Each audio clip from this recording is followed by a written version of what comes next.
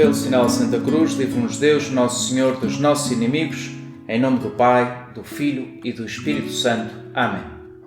Meu Senhor e meu Deus, creio firmemente que estás aqui, que me vês, que me ouves. Adoro-te com profunda reverência. Peço perdão dos meus pecados e graça para fazer com fruto este tempo de oração. Minha Mãe Imaculada, São José, meu Pai e Senhor, anjo da minha guarda, intercedei por mim.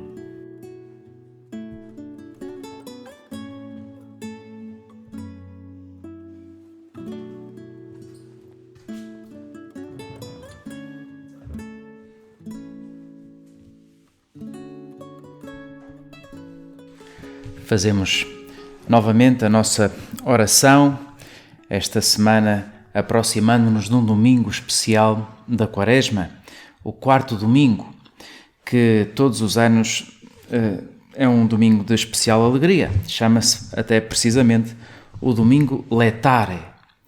Laetare, em latim, quer dizer isso, de alegra-te. E assim começa a missa do próximo domingo, na antífona de entrada, uma oração que se pode rezar antes do início, logo no princípio da missa, começa com essa aclamação: Alegra-te, Jerusalém, rejubilai todos os seus amigos. Alegra-te. Não é esta aclamação só própria para este ano, em que realmente coincide este quarto domingo do Advento, domingo da alegria, digamos assim, com o início do desconfinamento, que também é claramente um motivo de alegria, porque já está toda a gente um bocado cansada já, e graças a Deus que é possível começar a desconfinar alguma coisa, ainda bem, mas o grande motivo da alegria não é esse, até porque outros anos não havia Covid e continuava-se a chamar o domingo Laetare, o domingo Alegrai-vos. Porquê este Alegra-te, Jerusalém? Porquê esta referência a Jerusalém? Talvez te lembres da mensagem do Papa Francisco para esta Quaresma, que começava precisamente assim, com essas palavras: vamos subir a Jerusalém. Este desejo que temos de acompanhar Jesus ao longo da Quaresma, de ser seus amigos a sério, e por isso estamos aqui também a fazer este tempo de oração, porque queremos acompanhá-lo. Esta Quaresma é algo que não é só nosso, é um estar junto de Jesus, junto de ti, Senhor. E o que é que vai acontecer em Jerusalém? Porque é que precisas da nossa companhia? Porque é que quiseste a companhia desses apóstolos ao teu lado? Bom, em Jerusalém vão acontecer coisas muito dolorosas, coisas que nos deixam tristes, porque é a morte de Jesus, e ao mesmo tempo coisas que nos deixam alegres. Deixa-nos tristes, sem dúvida nenhuma, como ficamos tristes se um grande amigo nosso, ou se um irmão, ou se um pai ou a mãe, sei lá, estão doentes, ou aconteceu-lhes uma complicação qualquer e sofrem por algum motivo, e nós também ficamos tristes com isso, e também ficamos tristes ao pensar na paixão de Jesus, na maneira como Jesus deu a sua vida por nós na cruz. Mas neste domingo temos um convite à alegria. A alegria que também encontraremos em Jerusalém. Quer dizer, alegramo-nos não só pelo final da história, digamos assim, porque Jesus depois ressuscita, isso claramente é um enorme motivo de alegria, mas porque Jesus está sempre connosco ao longo do caminho. E também na cruz temos motivos de alegria, pelo menos de agradecimento, de nos darmos conta de que aquele sofrimento de Jesus na cruz tem um sentido. De que naquele sofrimento, desse sofrimento, vêm todas as alegrias que nós podemos imaginar. Da morte de Jesus na cruz veio a nossa salvação. Talvez esta perspectiva nos ajude a perceber porque é que a Igreja nos aconselha a alegrarmos, especialmente neste domingo. Alegra-te. Alegra-te porque estás a subir a Jerusalém. Alegra-te porque tens Jesus ao teu lado. Tu, Senhor, estás sempre connosco, estás sempre ao nosso lado. Alegra-te, mesmo quando parece que não há motivo nenhum de alegria, mesmo quando parece que há cruz, porque daí vai sair um grande bem, como aconteceu. E aquilo que temos de fazer ao longo de toda a nossa vida é ir olhando para Jesus. Uma ideia-chave que nos dá o Evangelho deste próximo domingo, e que é um Evangelho que relata a conversa de Jesus com um homem que não era um apóstolo, precisamente, era um judeu chamado Nicodemos. Já ouvimos falar de Nicodemos, não é? Em várias ocasiões. Nesta ocasião, São João descreve-nos uma conversa longa e profunda que Jesus tem com Nicodemos. Nicodemos era uma pessoa importante, uma pessoa conhecida em Israel. Provavelmente seria membro do Sinédrio. E o Sinédrio era essa instituição entre os judeus que tinha essa tarefa de educar na lei escrita, na lei oral, e que até tinha um poder judicial, podia julgar para aplicar essa mesma lei. E dessa instituição faziam parte umas pessoas sábias. Eram 71 pessoas, aquelas que formavam parte do Sinédrio, que tinha a sua sede ali perto do Templo de Jerusalém. Pois Nicodemos provavelmente seria membro deste Sinédrio. Pessoa importante, uma pessoa conhecedora da lei de Deus. E o Evangelho mostra-nos uma conversa que ele teve com Jesus. Vê-se que Nicodemos, por esta conversa, é uma pessoa que pensa, que gosta de raciocinar, de chegar de aprofundar nas coisas, que quer conhecer a verdade. E por isso é que vai ter com Jesus, para falar com ele, porque ele quer conhecer a verdade. Isto é algo fundamental, o desejo de conhecer a verdade. E também nós temos de ter esse desejo, porque só assim é que podemos ser felizes.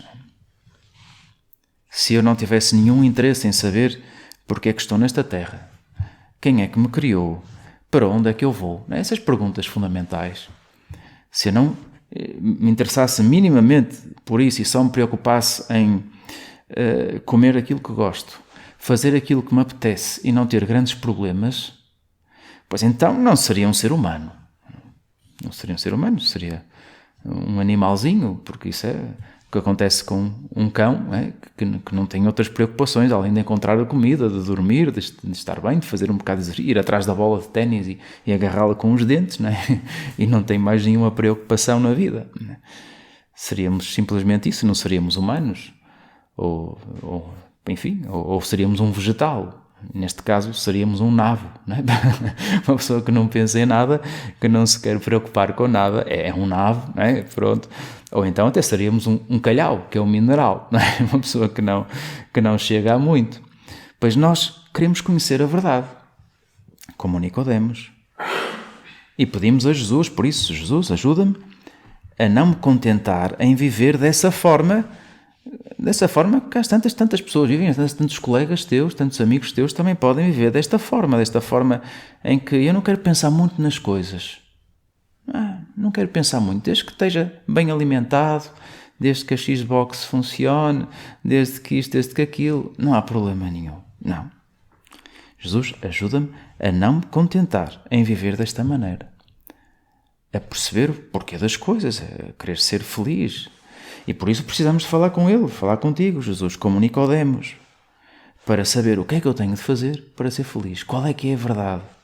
Esta é a resposta verdadeira a esta pergunta. O que é que eu tenho de fazer para ser feliz? Há muitas pessoas que nos sugerem respostas falsas, que nos podem querer dar essas respostas para vender o seu produto. O que tens de fazer para ser feliz é ter este jogo. O que tens de fazer para ser feliz é aquilo, é aquilo. Mas isso acaba rapidamente.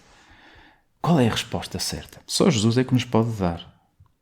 E nesta conversa que Jesus tem com Nicodemos, faz Jesus referência a um episódio do Antigo Testamento que tinha acontecido muitos anos antes.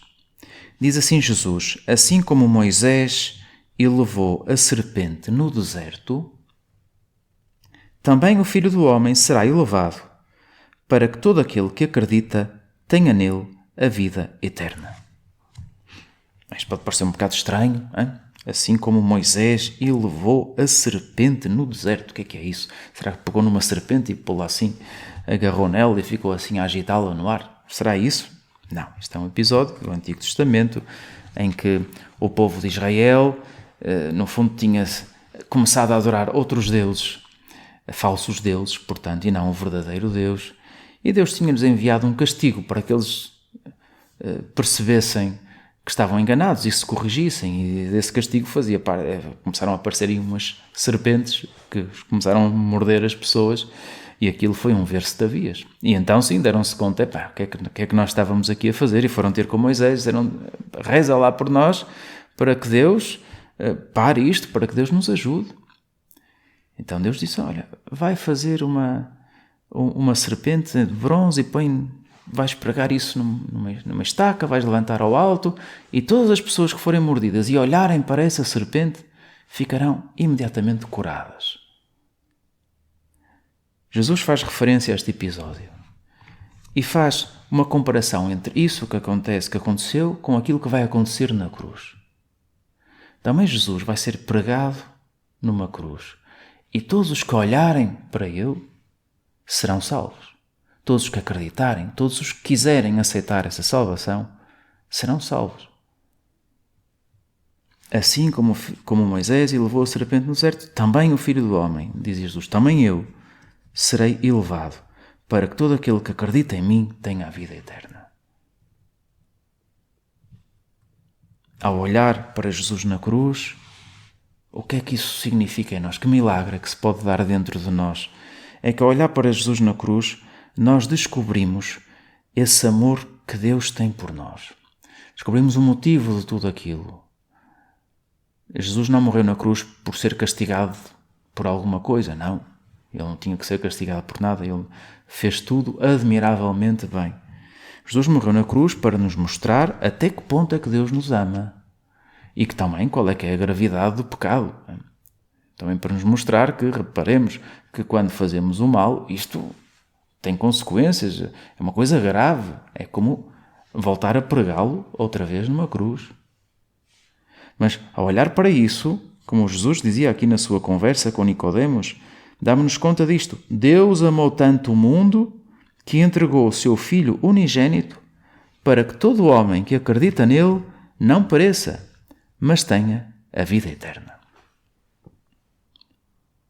Para isso nasceu Jesus. Para isso ele quis dar a sua vida por nós, para que nós possamos viver. E viver não só uns anos aqui nesta terra, mas viver uma vida eterna, para sempre. E continua Jesus a explicar a Nicodemos, porque Deus não enviou o Filho ao mundo para condenar o mundo, mas para que o mundo seja salvo por ele. Claro que isto também implica um bom uso da nossa liberdade, porque Jesus quer salvar-nos, mas nós também temos de querer, porque somos livres. Lá está, somos seres humanos. Não somos um animalzinho, nem um vegetal, nem um mineral. Somos seres humanos, criados com liberdade. E podemos aceitar ou não isto que Jesus nos diz. Podemos fazer boas coisas ou más coisas.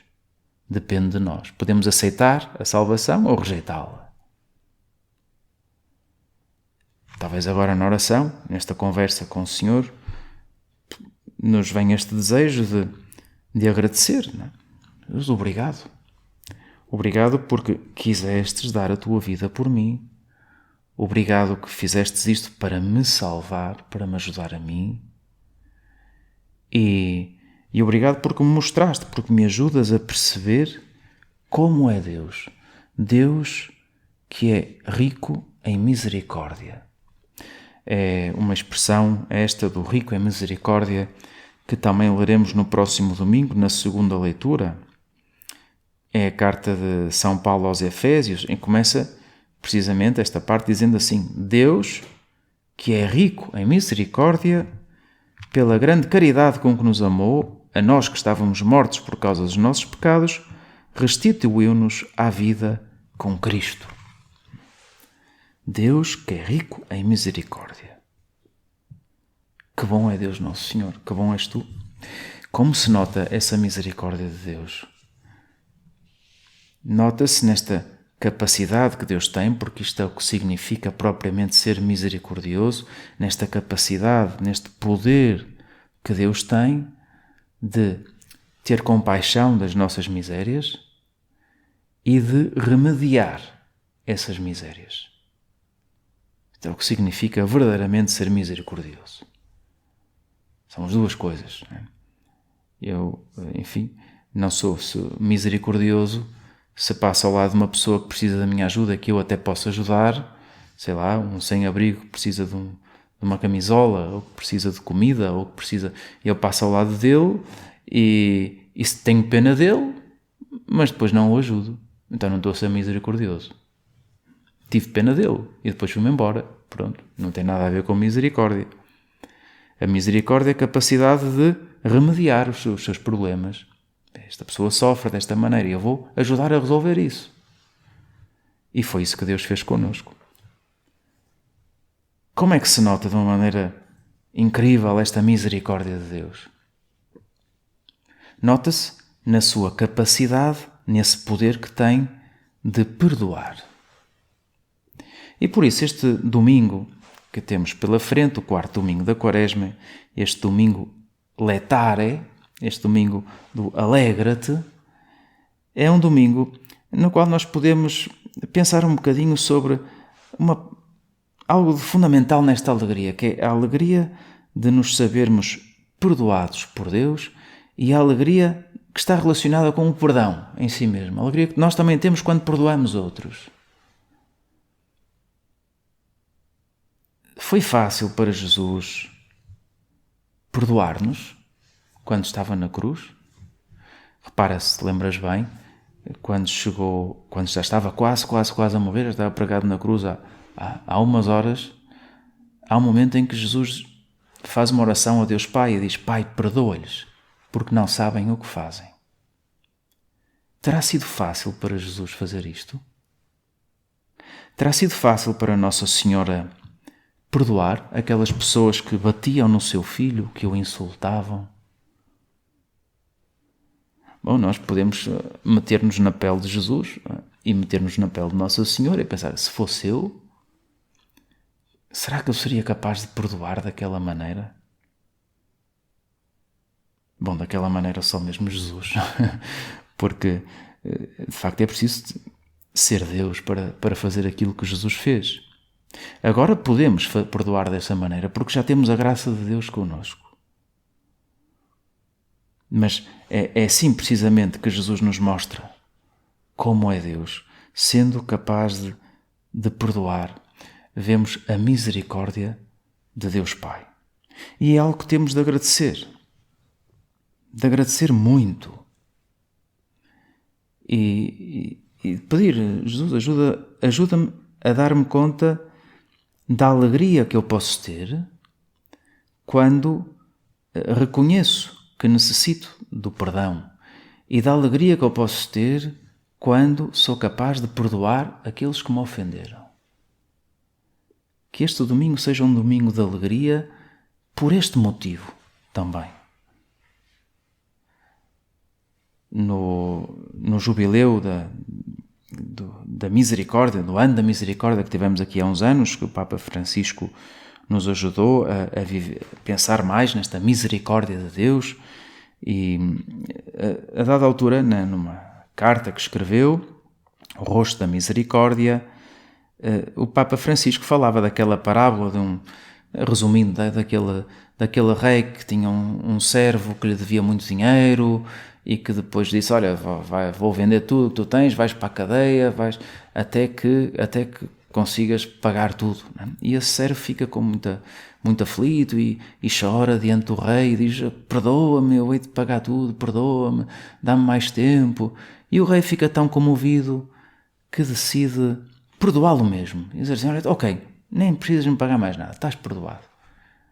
E obviamente ele ficou todo contente e saiu, foi-se embora, e quando estava a ir-se embora encontrou outra pessoa que lhe devia dinheiro a ele. Uma ninharia comparado com aquilo que lhe foi perdoado. E começou ali a dizer, agora vais tu para a cadeia enquanto não me pagares isto que me deves. E o rei ficou muito triste ao saber disso. E então eu perdoo-te a ti uma coisa enorme e tu não és capaz de perdoar uma coisa pequenina ao outro?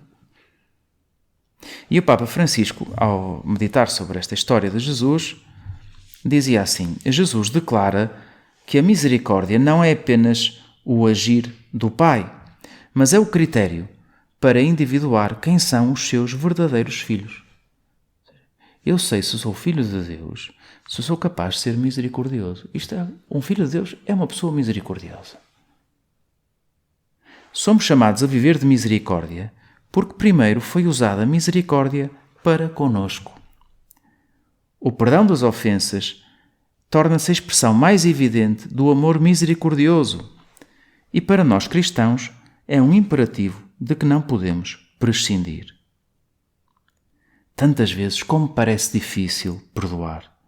E, no entanto, o perdão é o instrumento colocado nas nossas frágeis mãos para alcançar a serenidade do coração. Deixar de lado o ressentimento, a raiva, a violência e a vingança são condições necessárias para se viver feliz. Parece que é mesmo importante este assunto de perdoar aos outros, do amor ao próximo. É uma condição necessária para sermos felizes.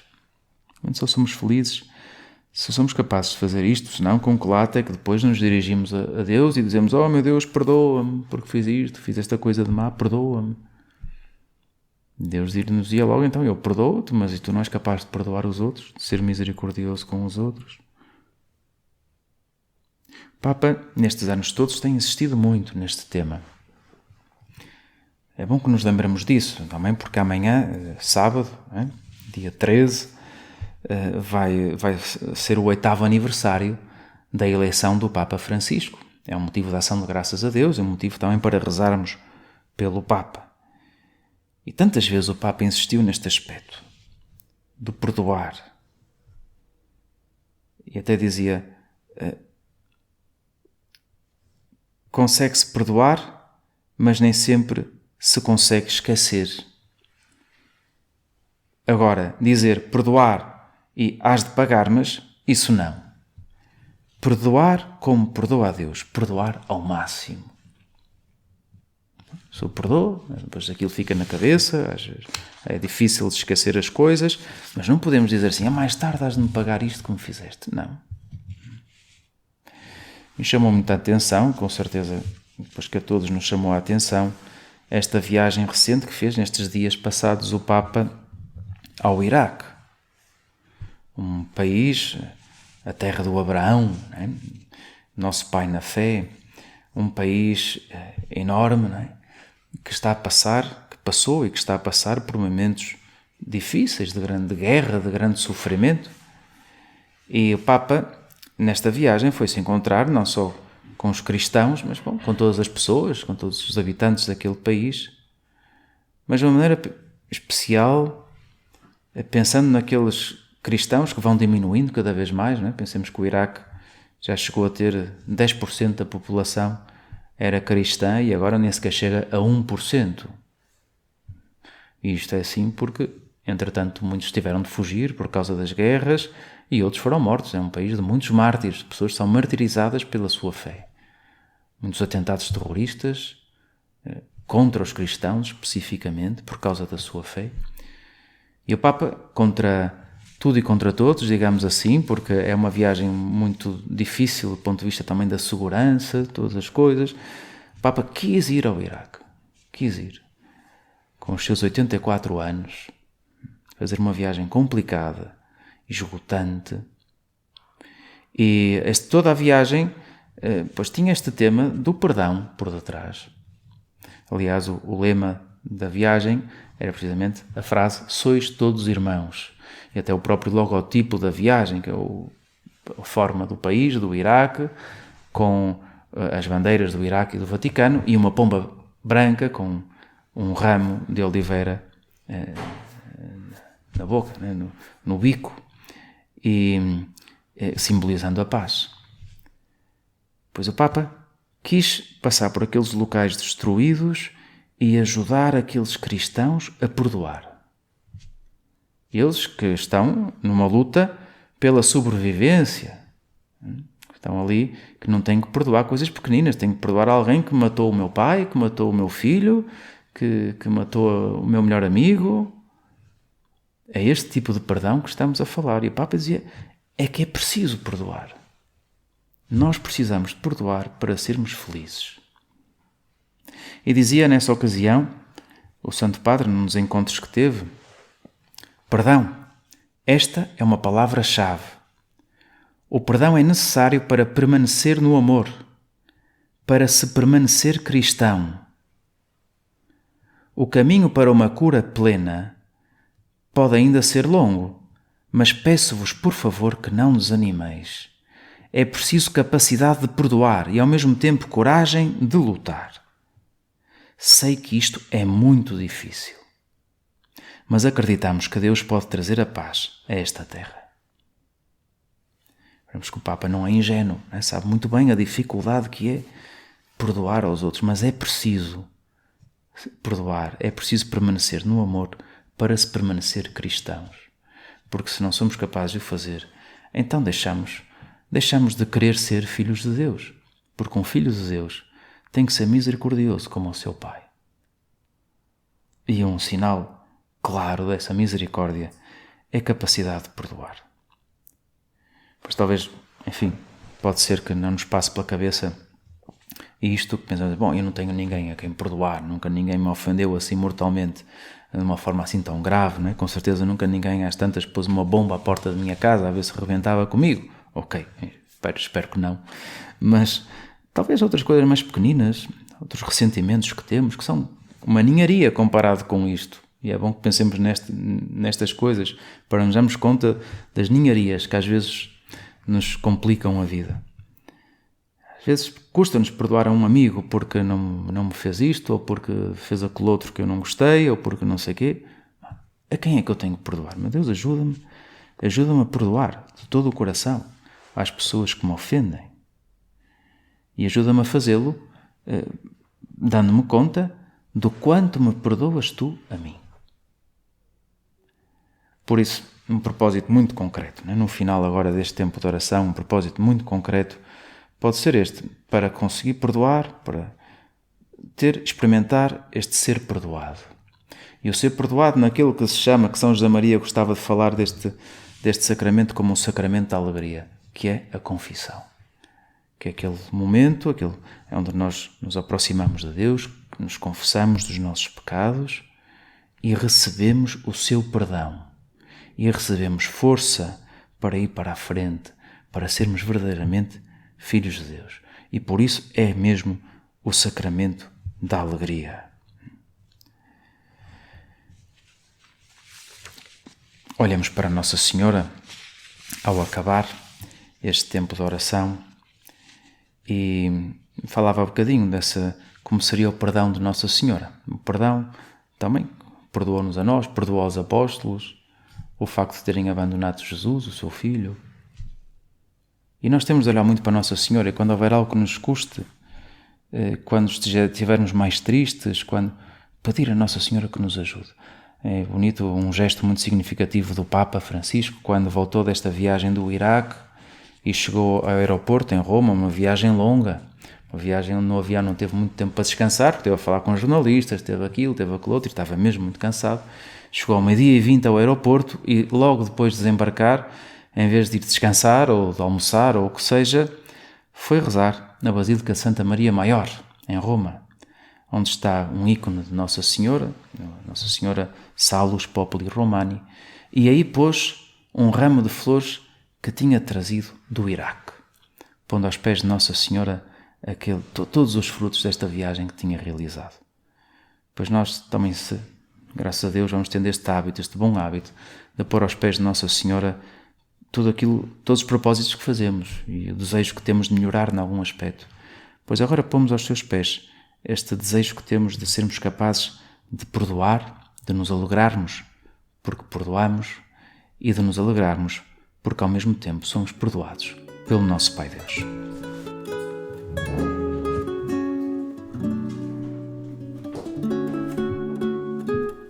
Dou-te graças, meu Deus, pelos bons propósitos, afetos e inspirações que me comunicaste nesta meditação.